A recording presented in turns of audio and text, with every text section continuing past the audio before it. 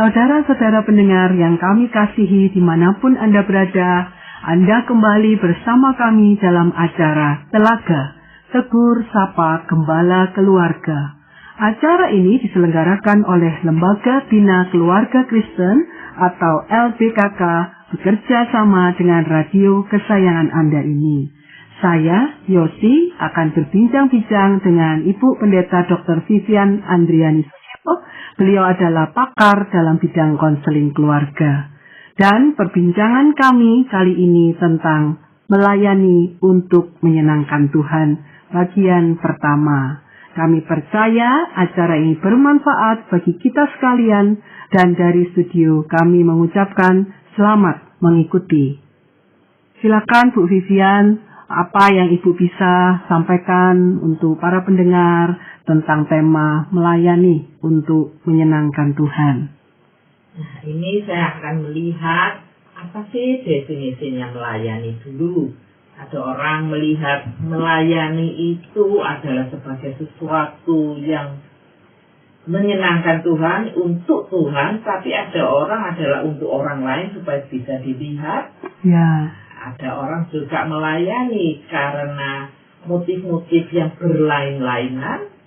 Jadi kita mau melihat apa sih melayani itu dulu. Kalau kita melayani ini, dia secara umum yang saya bisa melihat, ada orang yang melayani ini secara penuh waktu. Ya. Jadi full time, nggak mengerjakan yang lain-lain. Tapi ada juga orang yang melayani dengan apa waktu yang ada. Seperti part time begitu ya Bu.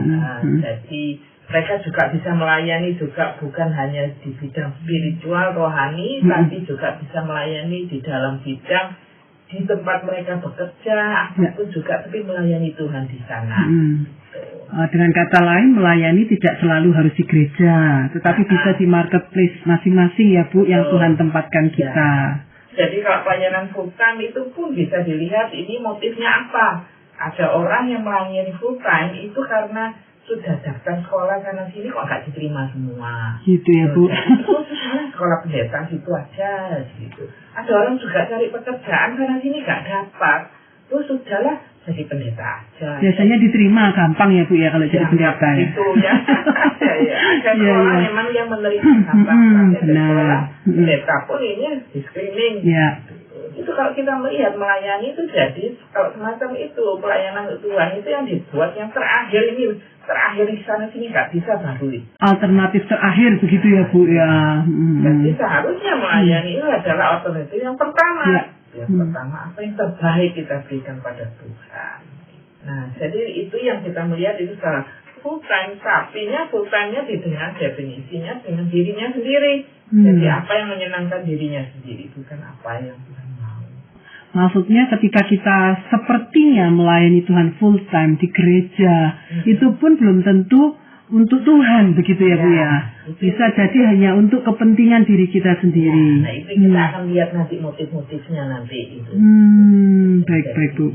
Jadi kalau begitu kita melihat pelayanan, kalau part time pun ada orang yang di mana-mana dia berada, itu dia menunjukkan dia mau sebagai terang dunia, garam dunia, jadi melayani Tuhan, baik di rumah, baik di sekolah, baik pun di tempat pekerjaan, di mana saja, ini melayani Tuhan.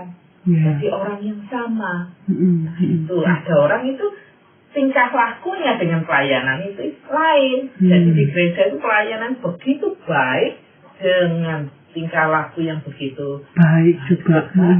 Ternyata nanti itu kalau sudah keluar dari gereja itu orang lain.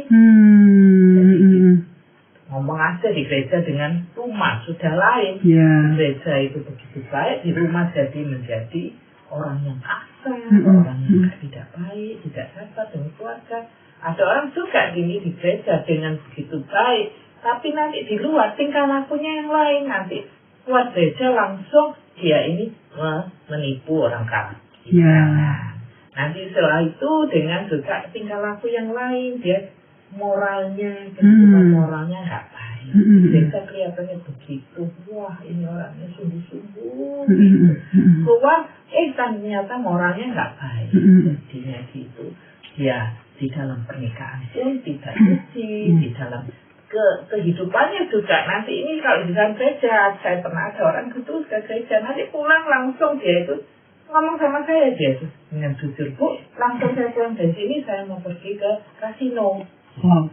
Jadi bagi dia nggak apa. Menarik ya Bu. Menurut sudut pandang konseling, apa sebetulnya yang terjadi Bu ketika terjadi dualisme pribadi yang di gereja dengan yang kehidupan sebenarnya, mengapa bisa berbeda? Menganggap pelayanan untuk Tuhan dan menganggap apa yang lakukan untuk Tuhan itu adalah salah satu bagian, tapi bukan keseluruhan bagian kehidupan. Hanya itu jadi, makanya motifnya itu nanti kita akan melihat motifnya itu apa. Jadi itu, ya ini gereja hanya salah satu bagian. Sebetulnya kalau kita sebagai orang Kristen, diri kita ini apa adanya, kita ini di mana-mana ini melayani Tuhan 100%. Ya, semuanya untuk Tuhan ya. Kalau cuma hanya salah satu bagian ya, jadi bagian yang lain ini adalah dikuasai diri sendiri ya Bu, bagian kita. Nah, boleh nggak Bu dijelaskan tentang apa dasar Alkitab, apa yang Tuhan Yesus mau di dalam kehidupan kita seharusnya sebagai murid-muridnya? Nah, kita ini harus melihat dasar Alkitabnya bagaimana. Kita akan melihat bahwa contohnya kita melayani itu adalah Tuhan Yesus Kristus sendiri. Kita sebagai orang Kristen mau melihat bagaimana sih Tuhan Yesus waktu datang ke dunia ini, khususnya untuk melayani orang-orang yang Dia kasihi. Nah, untuk kita semua. Nah, kita lihat Yesus datang ke dunia adalah untuk menjadi juru selamat dunia. Dan Tuhan Yesus itu adalah Allah yang memiliki seluruh yang itu di alam semesta, dan di surga. Dia mempunyai semuanya, tapi Dia mau melayani, dengan kata lain meninggalkan semua kemuliaan surga untuk kita semua. Dan caranya bagaimana itu adalah Tuhan ini mau melayani menjadi seperti seorang hamba. Nah, itu jadi hamba itu adalah serupa seorang hamba, dikatakan di Filipi pasal 2 ayat 6-7. Dikatakan yang walaupun dalam rupa Allah tidak menganggap kesetaraan dengan Allah itu sebagai milik yang harus dipertahankan, melainkan telah mengosongkan dirinya sendiri dan mengambil rupa seorang hamba dan menjadi sama dengan manusia. Nah, ini kita harus melihat. Pelayanan ini kita adalah melihat Yesus. Tuhan Yesus kita sebagai contohnya. Dia adalah dikatakan tidak menganggap kesetaraan dengan Allah sebagai milik yang dipertahankan. Jadi Yesus menjadi seorang manusia mau melayani ini, padahal Yesus itu setara dengan Allah. Apa Allah Putra Roh Kudus. Jadi memiliki seluruhnya dengan segala kemuliaannya. Tapi Yesus mengatakan tidak perlu dipertahankan. Dengan kata lain meninggalkan semuanya itu menjadi dikatakan mengosongkan dirinya. Jadi kosong, semuanya nggak ada. Lahir di mana? Kandang binatang. Nah, itu adalah tempat yang paling hina. Saat itulah lalu dia dikatakan mengambil rupa seorang hamba. Jadi hamba ini adalah yang paling rendah, bukannya tuan, raja ya Bu ya. Itu jadi hamba. Jadi pelayanan Yesus ada sesungguhnya menjadi bukannya itu dia mendapatkan yang banyak, tapi malah kan yang ada itu dikosongkan, dibuang semua. Untuk apa? Untuk melayani manusia yang berdosa. Itulah, itu adalah kita melihat supaya kita mendapatkan keselamatan. Yesus datang sebagai juru selamat. Dengan kata lain, ini ada pengorbanan. Itu pelayanan itu ada pengorbanan. Bukannya malah mendapatkan untuk diri sendiri, tapi malah memberi. Jadi itu adalah pelayanan. Itulah. Selain itu kita melihat pada waktu Yesus melayani itu dikatakan bukan hanya memberi, mengosongkan dirinya, dia ini juga dikatakan dengan mau merendahkan diri. Nah itu di Yohanes pasal 3, 14, 15 dikatakan, jadi jika aku Tuhan dan gurumu membasuh kakimu, maka kamu pun wajib saling membasuh kakimu.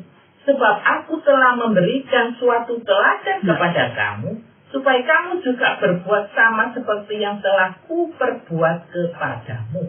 Dengan kata lain, Tuhan Yesus memberikan contoh kepada kita semua. Kalau melayani itu harus dengan merendahkan diri. Siapakah Tuhan Yesus? Tuhan Yesus adalah anak Allah. Yang dia juga bukan hanya anak Allah, dia itu Allah sendiri. Yaitu Allah Putra maksudnya. Allah Putra dengan segala kemuliaannya mau membasuh kaki kita. Apalagi kita ya Bu ya, harusnya ya.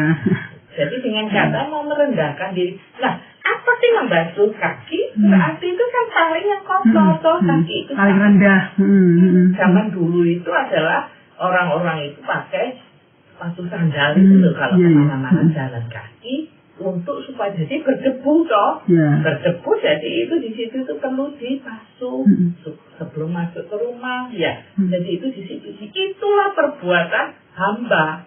Nah itu Yesus mau melakukan itu. Dan makanya dia dikatakan Tuhan Yesus merendahkan diri. Jadi cara pelayanan Yesus ini menunjukkan merendahkan diri. Nah, kalau Tuhan Yesus sepakat dikatakan di Yohanes tadi itu ayat 14-15, jika aku ini Tuhan Yesus mengatakan, aku ini adalah Tuhan dan gurumu. Jadi yang mengajarkan kepadamu membasuh kakimu, maka kamu pun wajib. Nah ini loh kata wajib. Wajib saling membasuh kakimu. Jadi dikatakan Tuhan Yesus mengingati kita kalau pelayanan salah Alkitabiah adalah wajib meneladani Tuhan Yesus dalam hal merendahkan diri. Nah, jadi Tuhan ada teladan kita ini melakukan. Jadi pelayanan pada Tuhan secara Alkitabiah adalah dengan mau merendahkan diri, bukan ya? Ya, benar. Yang lain kita melihat di Filipi pasal 2 ayat 8 dikatakan di sini, dan dalam keadaan sebagai manusia ia telah merendahkan dirinya dan taat sampai mati, bahkan sampai mati di kayu salib. Rasul Paulus mengatakan juga Yesus ini merendahkan diri dan kalah menjadi manusia. Dia merendahkan diri ini bukan hanya sesaat, bukan hanya 1-2 hari waktu membasuh kaki, tapi sampai akhir hidupnya. Dengan kata lain, dengan taat dan setia melakukan sampai mati. Dan matinya itu adalah di kayu salib yang dengan penderitaan. Dengan kata lain, kita ini sebagai orang Kristen juga perlu melihat Yesus sebagai teladan kita. Bagaimana Tuhan Yesus melayani itu dengan ketaatan, bukannya melayani aduh sebentar waktu hati senang pelayanan. Wah nanti ini aduh ini saya kok kurang senang. Aduh saya itu nggak mau. Oh ini aduh ini lagi ini ya naik turun. Nah berarti ini sekarang up and down ya Bu ya. Ini kalau lagi naik saya mau, kalau lagi turun saya nggak mau. Jadi tergantung suasana hati. Tergantung keadaan menyenangkan atau tidak. Kalau menghadapi salib ini Tuhan Yesus, bukannya malah dia ini meninggalkan, tapi taat terus sampai selesai. Kita di dunia ini, jadi sampai akhir hayat. Jadi bukannya hanya waktu, kita ada waktu, tapi seluruh kehidupan kita. Bukannya waktu masa tertentu, tapi segala masa. Berarti ada masa senang, ada masa susah pun harus melayani Tuhan ya Bu. Jadi ada masa juga kita ini adalah masa kita ini lagi excited melakukan nanti kalau kecewa nggak. Tetap ya secara manusia kita bisa jenuh, bisa kecewa ya Bu ya. Masa ini kita ini cocok dengan si A, kita mau melayani. Ada si B itu saya nggak cocok, lalu pergi. Nggak mau melayani lagi. Saya melihat ada orang pelayanan, lihat orangnya. Lihat orangnya, ternyata di gereja kedatangan di gereja. Kedatangan si A, ini kok gak cocok ya. Jadi nggak mau melayani lagi, bukan hanya nggak mau melayani, dia pergi. Benar, pindah gereja. Pindah gereja. Iya, iya. Bahkan ada yang nggak mau lagi jadi orang gereja. Iya, menyangkali iman begitu ya Bu ya. Jadi pelayanan itu jadi harus terus saat sampai kita bertemu dengan Tuhan. Itu pelayanan seluruh kehidupan kita. Apapun terjadi.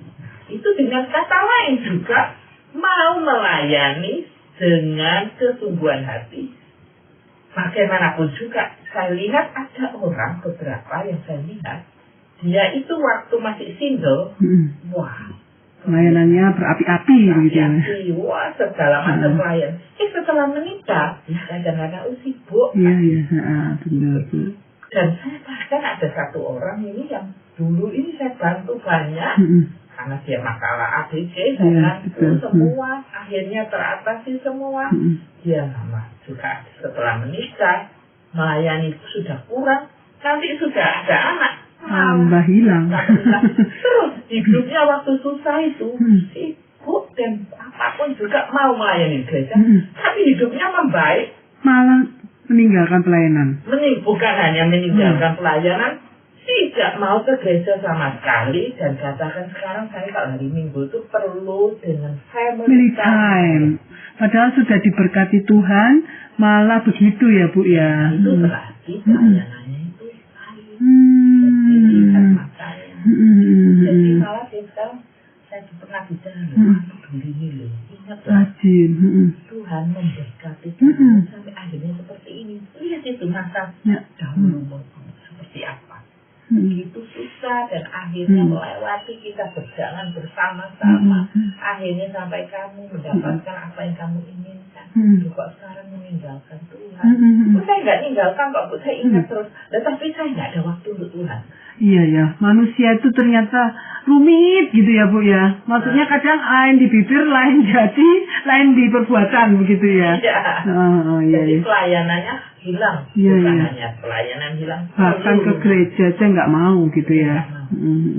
Nah memang Bu, menarik sekali kalau Ibu tadi menjelaskan tentang pelayanan seperti Tuhan Yesus. Itu sudah teladan yang sempurna ya, yang luar biasa ya.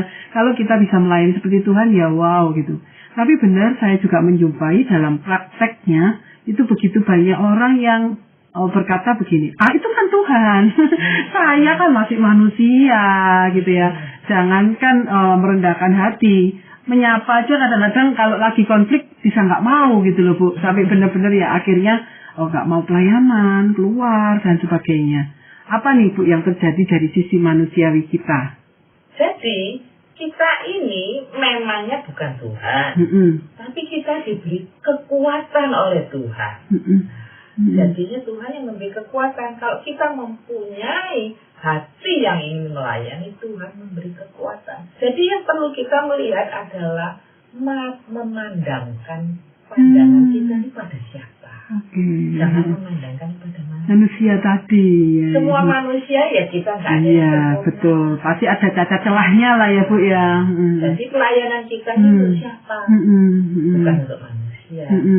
Jadi untuk Tuhan. Jadi pandangan kita pada Tuhan. Nah, itulah Yesus yang sudah melakukan untuk kita. Jadi pandangan kita pada Tuhan. Dan itu yang nanti akan menarik kita terus untuk seperti Yesus ya Bu ya. Karena pandangan kita arahkan ke Tuhan Yesus sendiri.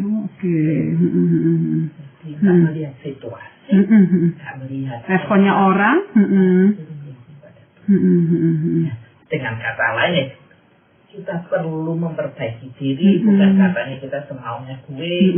Orang punya saran ABC ya kita dilihat. Kalau memang bisa kita lakukan ya kita perbaiki diri. Kita nggak semua sempurna. Tapi bukannya lalu kita ini lalu melihat ini lalu kita kecewa ini itu terus nggak mau melakukan. Jadi penting adalah fokusnya kita pelayanan untuk siapa. Karena memang banyak sekali orang yang pelayanan pun benar masih lihat orang. Jadi akhirnya kepahitan, kecewa, awalnya aja kagum-kagum gitu ya, wow hebat bergabung dengan sebuah gereja, saya mau terlibat, ini pasti diberkati, tapi kenyataannya setelah lewat manusia pasti punya kelemahan, banyak yang kaget, kecewa, Nah, lalu konflik dan bisa meninggalkan. Padahal ya itu harusnya kembali ke dasar firman Tuhan ya Bu ya. Jadi ini kita perlu tadi saya katakan lagi juga, Tuhan Yesus juga menghendaki kita saling melayani. Jadi manusia ini kita nggak bisa hidup sendiri. Ya. Kita ada Tuhan, tapi kita butuh sesama yang saling bisa menguatkan dalam perjalanan di dunia ini. Jadi itu pelayanan sama satu dengan lainnya. Tapi bagaimana Bu dengan beberapa orang yang terlanjur sakit hati? Saya perhatikan ada yang menutup diri Bu, seakan menarik diri gitu dari komunitas, dari gereja, sehingga kita mau melayani mereka seperti ada tembok gitu Bu. Jadi kita ini perlu belajar mengampuni. Mengampuni segala itu kesalahan, mengampuni. Tapi memang kita nggak bisa bekerja sama dengan semua orang. Nah itu lain. Oh begitu ya Bu. Ya, karena ada orang yang memang pelayanan itu motifnya nanti kita akan lihat. Di bagian kedua ya Bu. Iya, motifnya kalau lain-lain nggak cocok. Motifnya bukan. Seandainya nanti kita melihat itu adalah motif karena keuangan, motif karena untuk membesarkan diri. Nah itu berarti kan nggak bisa gabung. Jadi kita melihat, jadi orang ini adalah untuk mengeruk ada begini, nggak bisa. Seperti itu. Jadi kita mengampuni orang yang besar. Tapi bukannya berarti kita ini mau bergabung dengan berbagai orang yang nggak benar jalannya. Pelayanan pun kalau ini orangnya nggak benar, ajarannya nggak benar, motifnya nggak benar, ya jangan bergabung dengan orang itu. Nah di situ perlu hikmat juga ya Bu ya, untuk membedakan, untuk mengambil keputusan. Jadi alirannya ini harus janganlah ikut dengan ajaran-ajaran salah. Jadi itu ada orang pelayanan, yaitu tadi itu salah satu itu adalah successful untuk hidup. Wah, nah hidupnya itu lebih enak, tuh hidupnya nyaman. Betul. Apalagi natur manusia itu pasti egois ya Bu ya, mencari kesenangan diri. Padahal Tuhan Yesus adalah pelayanan itu merendahkan diri, bukan untuk kenyamanan. Betul. Justru membuang kesenangannya, kemuliaannya tadi yang Ibu bilang ya. Jadi lebih banyak merendahkan diri untuk menaati perintah dari Allah. Ya, benar. Bahkan sampai dengan kayu salib itu adalah penderitaan. Apakah boleh dikatakan dengan kata lain, pelayanan itu juga bagian dari penyangkalan diri Bu? Karena tadi secara manusia kita cenderung mau nyaman, mau enak, mau dimengerti orang gitu ya. Tapi Tuhan Yesus memberikan teladan yang merendahkan diri, mengosongkan diri. Tuhan Yesus juga mengajarkan dia menyangkalkan dirinya sendiri. Mau mati di kayu salib, kita juga mau belajar. Penyangkalan dengan arti kata untuk kenikmatan diri kita sendiri itu loh. Ya, benar. Jadi bukannya untuk semua untuk kenikmatan. Penyangkalan untuk apa yang keinginan daging kita ini loh. Itu yang harus dibuang. Ketika kita tahu model pelayanan Tuhan Yesus yang luar biasa Bu, dalam prakteknya, menurut Ibu apa tantangan kita untuk melakukannya seperti yang Tuhan mau? Satu adalah yang mengosongkan diri. Tuhan Yesus dengan kemuliaannya mengosongkan diri menjadi seorang budak, seperti seorang budak. Yang kedua, Yesus melayani dengan tadi dikatakan merendahkan diri, bahkan juga sama seperti seorang hamba gitu ya. Lalu yang ketiga, Tuhan Yesus melayani ini adalah dengan ketaatan sampai mati. Jadi kesetiaan. Jadi tantangan kita sebagai manusia itu adalah berat memangnya. Mengosongkan diri dengan kata lain, keinginan dirinya sendiri itu bukan diutamakan. Ya aku inginkan ini termasuk kehendakku sendiri, itu harus dipaku di kayu salib. Minta kehendak Tuhan itu apa? Tuhan kehendakmu segala yang jadi. Seperti Tuhan Yesus katakan kehendakmu terjadi. Tuhan Yesus adalah Tuhan menghendaki dia ke dunia. Kita juga mau Tuhan, kita kehendakmu yang jadi. Ya, bukan kehendak kita sendiri ya, Bu. Nah, itu merendahkan diri adalah kita belajar seperti Tuhan Yesus. Apa aja yang kita miliki itu adalah dari Tuhan. Nah, ini kita berikan kepada Tuhan. Tuhan memberi kita kepandaian, kita beri talenta, waktu, semua dari Tuhan ya, Bu. Jadi kita merendahkan diri, memberikan balik kepada Tuhan. Jadi merendahkan bukan dengan kesombongan, tapi memberikan. Jadi tahu dari mana datangnya. Jadi itu merendahkan diri juga dengan kata lain. Kita ini mau setia sampai mati seperti Tuhan Yesus. Itu dengan kata lain taat dan lakukan. Bukan untuk diri sendiri. Dan juga ini setia ini adalah terus. Jadi terus menerus.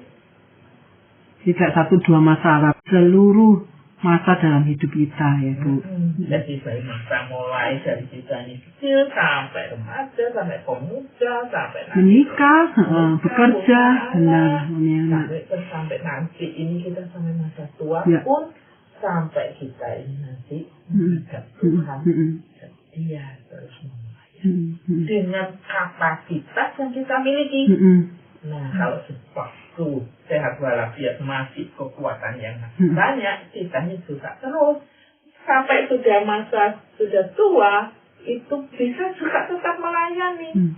Dengan waktu masih muda bisa kesana kemari melayani.